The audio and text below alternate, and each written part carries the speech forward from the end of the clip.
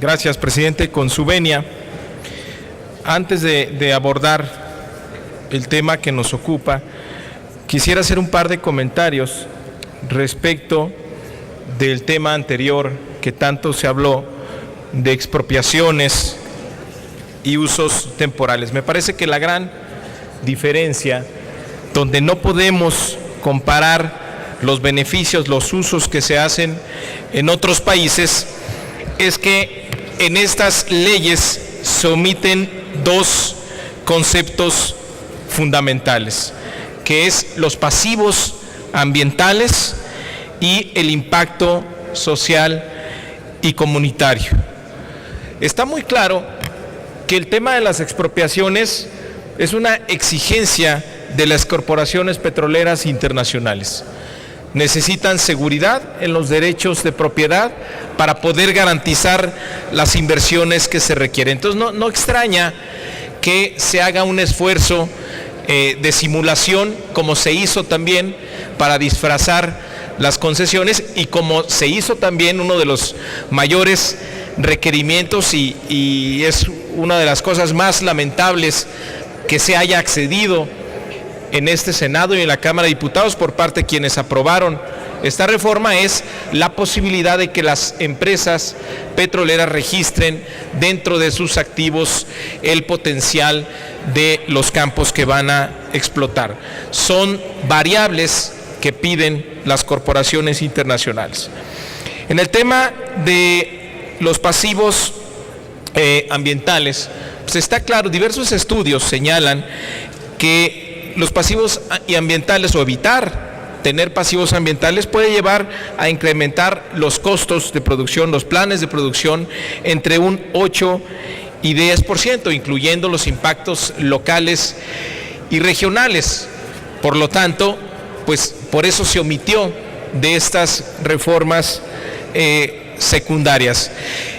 Y aquí, si se mantuviera la figura, si van a aprobar esta figura de uso temporal y se compensara con la disposición de pasivos ambientales para cuantificarlos y ponerlos como obligaciones en parte de los contratos, bueno, entonces sí podríamos hablar de que está cumpliéndose el concepto constitucional que decía en el octavo transitorio, donde obligaba que la ley preverá, cuando ello fuera técnicamente posible, mecanismos para facilitar la coexistencia de las actividades mencionadas en el presente transitorio. ¿Qué tanto se habló aquí de la coexistencia?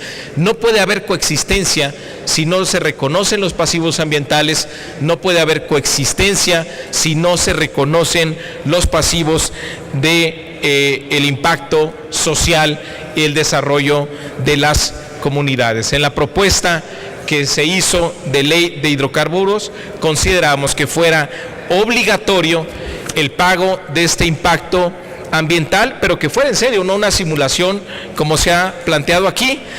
Es decir, que hubiera un pago fijo mensual cuando estuviéramos hablando de exploración, que por cierto, en la ley que se está planteando ahora no hay ninguna retribución en las actividades de exploración.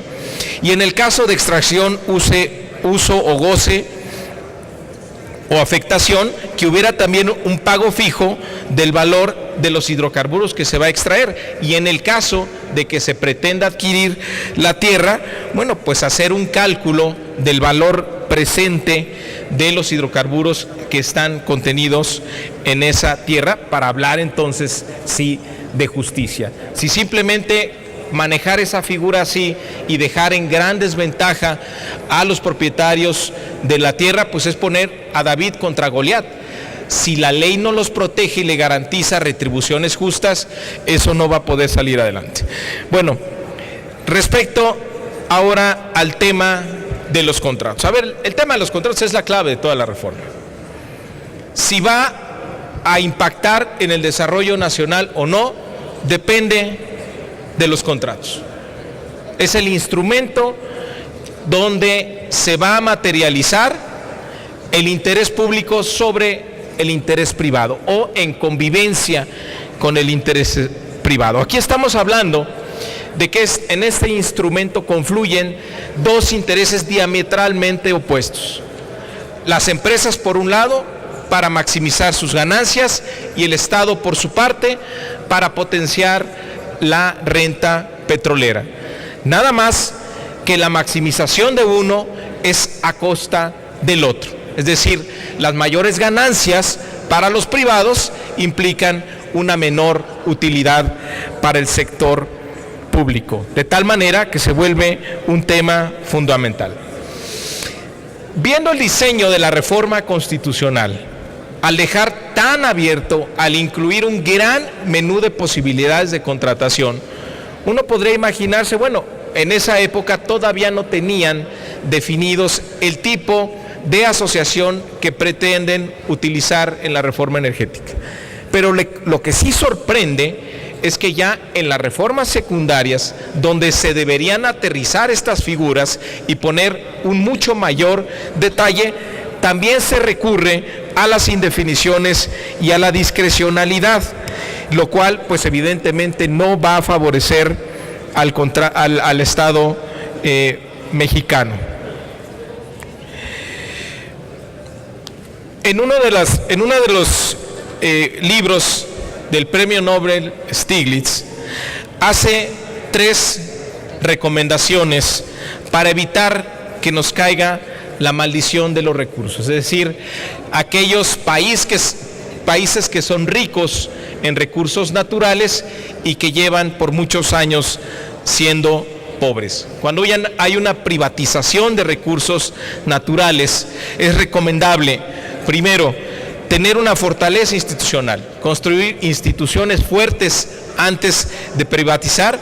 Creo que aquí nos sobran ejemplos en México, cómo hemos privatizado sin tener regulaciones, órganos reguladores fuertes que nos lleven al objetivo que se está planteando en la privatización, y resultamos con situaciones completamente adversas. Senador, le pediría que nos apoyara para cumplir el acuerdo que se tomó por parte de los coordinadores parlamentarios para poder desahogar con toda oportunidad de que cada quien se exprese de manera libre, pero con respeto al tiempo, para que lo hagan también los demás compañeros. Le pediría que nos apoyara para sujetarnos al tiempo que se estableció, que es de 5 minutos.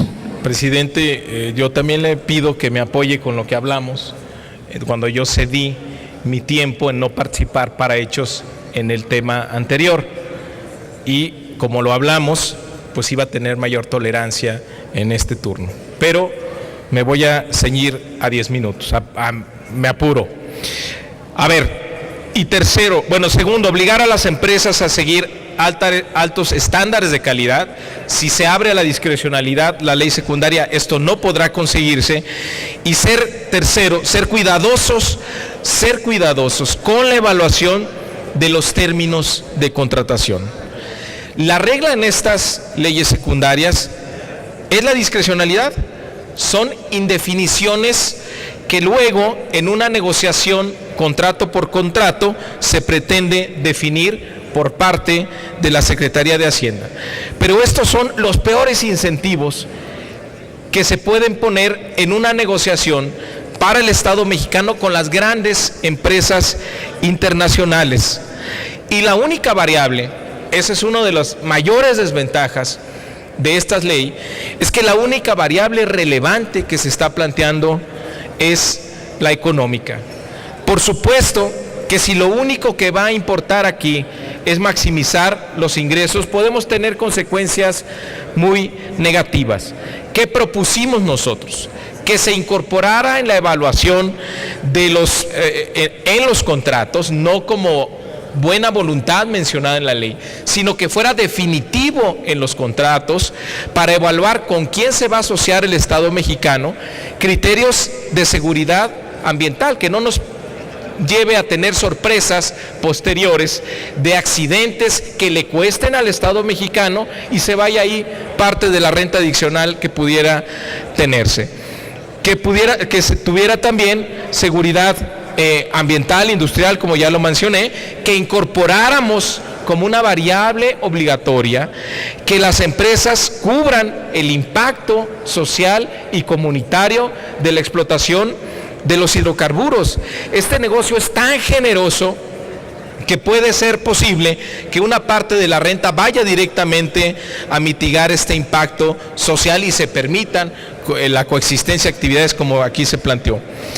También plantear un proyecto de desarrollo del campo petrolero con planes de inversión, con metas de extracción, también porcentajes de contenido nacional, obligaciones para la transferencia de tecnología y que haya definición de los contratos, porque ni siquiera hay una definición de los contratos, de qué tipo deberían ser, y parece que lo que están obligando es que vayan a una referencia directamente a la Constitución.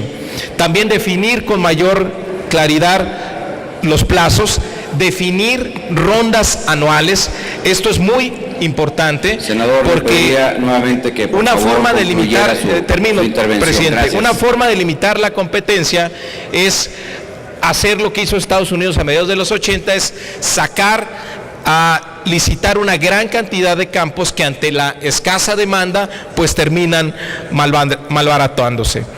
También, bueno, seguiremos dando más datos. Por último, quisiera decir que esta privatización acelerada por la necesidad que tiene el gobierno de tener recursos fiscales ante el estancamiento económico es el peor escenario para hacer estos contratos. Tenemos ejemplos muy claros en Ecuador, donde durante varios años se esperaba tener una renta del 83% y apenas se tuvo el 2%, porque el engaño de las petroleras siempre es permanente, a sobreestimar sus costos, a utilizar subsidiarias en transporte, en fin, a tener muchas posibilidades de engañar. Incluso hay casos permanentes de litigios en los Estados Unidos, un país que tiene mucho más experiencia en este tipo de contratos. Senador. Entonces, por último, una variable muy importante que sugerimos y no se atendió es que no pudiera haber sesión de contratos. Le pido que hubiera ciertas obligaciones el orden de la asamblea y para el que respeto al tiempo los demás, que concluya por favor ya su intervención. Habrá oportunidad que si usted quiere seguir comentando este tema más adelante lo podrá hacer. Que no se permita la simulación de que algunas empresas ganen determinado contrato y después terminen cediéndolo en contra del interés público.